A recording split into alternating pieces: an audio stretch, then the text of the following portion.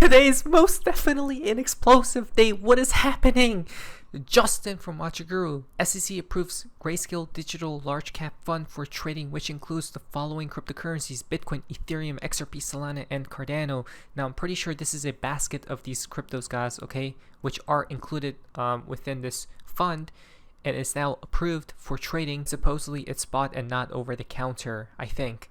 So this is massive, guys. So now, you know, anybody who buys this fund are going to be diversified, right? And this is unique because it's not a single asset, okay? It's multiple. So to the people who are scared of going all in on one crypto, right, they're gonna go to this fund right here, which includes Bitcoin, which has the most weight. Let me see if I can find it. And here it is, guys. Okay, so the holdings for Grayscale Bitcoin, we got 72% of the overall basket is strictly Bitcoin, guys. Okay, so when you buy this, you're going to be basically buying majority of Bitcoin. Ethereum is 17%, then ETH is second place, XRP is 5%, guys. Okay, so and Solana is 4%, Cardano is 1%.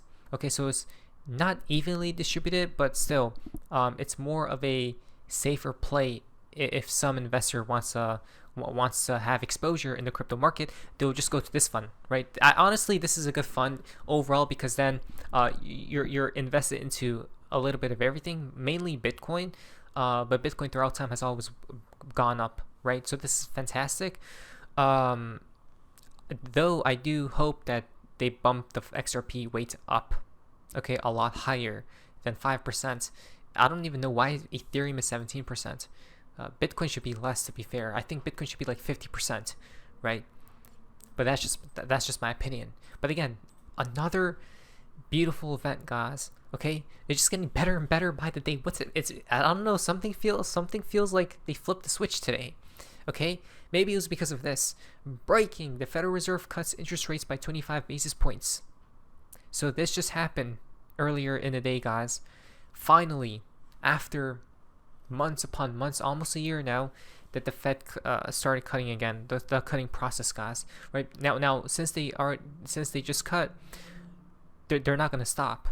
Okay, it's like as soon as you push the ball rolling, it's going to get faster and faster and faster. Okay, so this is amazing, guys, because it's overall bullish for markets.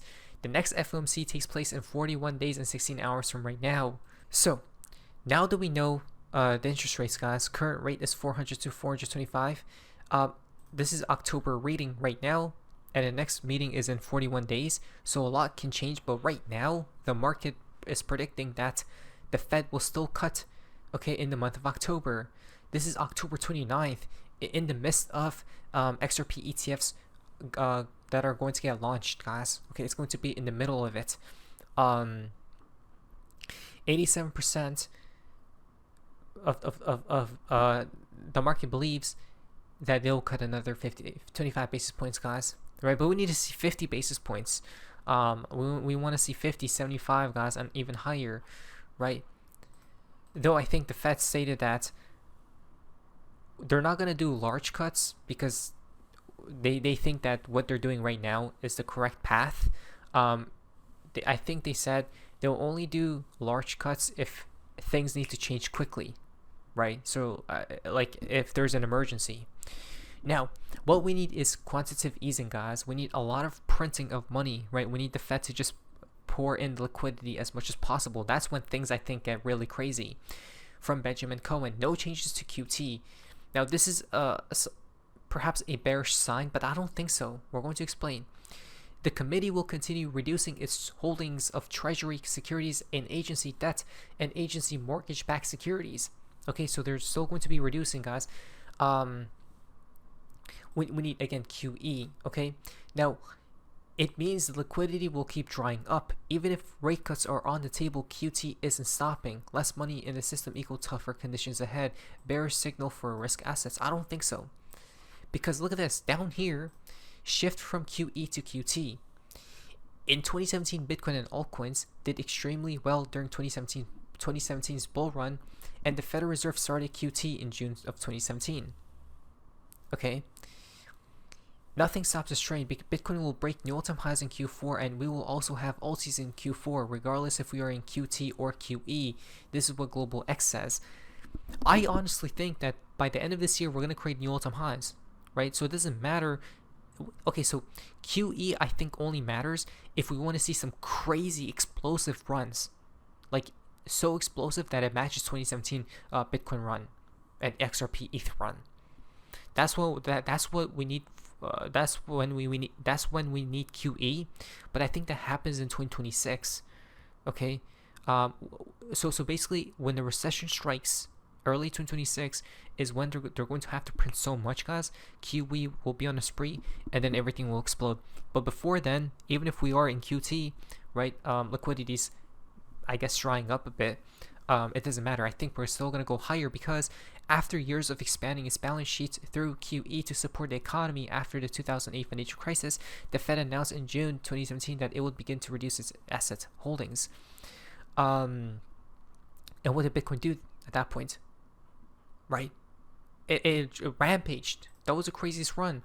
So I don't know if it matters too much, and I don't think it does. Why? I got insane news, guys. No one else. I got ridiculous news for you guys. I just got crazy development, and it all comes back to this one chart. It's the USDT dominance chart. Tether has been printing. They're on a printing spree, and by the way, guys, breaking news: we're back below it. This moving average that held Bitcoin, XRP, Ethereum down for since literally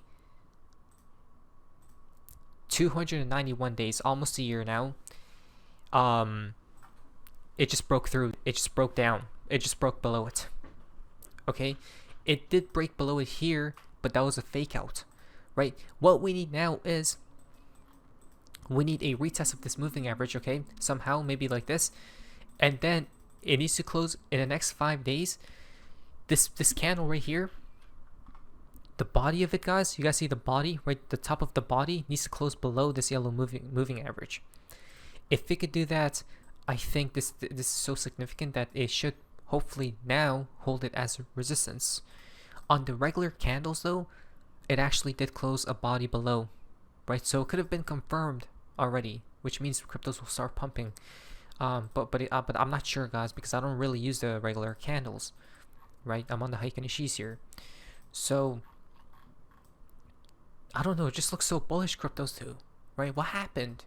They flipped the switch, guys. They had to have. Right? So yeah, so we're this is major, guys. This is all happening as we speak, and it's just bullish. The last time the Fed cut rates, the market pumped very hard. So I honestly do not understand why so many people are bearish about rate cuts. We are quite literally almost to the day in the exact same position we were last time the Fed cut rates. So the last time the Fed cut rates, guys, it did something like this. Okay? September of 2018, I think it was when they first began to cut rates. And we went up 78%. This is for Bitcoin, right? Yeah, 78%. Whoa, if we follow the same path that what it did in the next couple of months, Bitcoin will hit 200K. XRP, that means $10. If not a little bit more. Oh my lord, are we about to go, guys? Right, are we about to go? This is getting crazy here. Right, just look at this. This is fascinating. The fractal bottoms out right here, which is in October. This is where the XRP ETFs launch at this period, right? And the fractal shows it's only up from then. It gets crazy in November though. Wow. Guys, if you're not excited, I don't know then. I don't know what to tell you. From bar charts, when the Fed cuts interest rates within 2% of the stock market all-time highs, the S&P 500 has gone on to finish the higher. The S&P 500 has gone on to finish higher over the next 12 months. 20 out of 20 times is a 100% hit rate. So, when the Federal Reserve were cutting interest rates, okay, within 2% of the stock market all-time highs. Okay, so basically at the all-time highs. The S&P, right, I'm guessing it's obviously the Dow Jones and every stock out there. Within the next 12 months, it pumped, right? It's gotten higher than where it began from, where it started trading at the starting point. It went higher, okay, in the span of 12 months. So from now to next year of September 2026 is where we should have pumped. Okay, now I don't know how high, but the percentages here show for next year 8%, 15, 8, 20%, 24%, 28%, 16%, 33%, 2, 3, 8, 8, 7, 9, 10, 21, 21, 8, 9, 11, another 8.6. Okay, that's insane.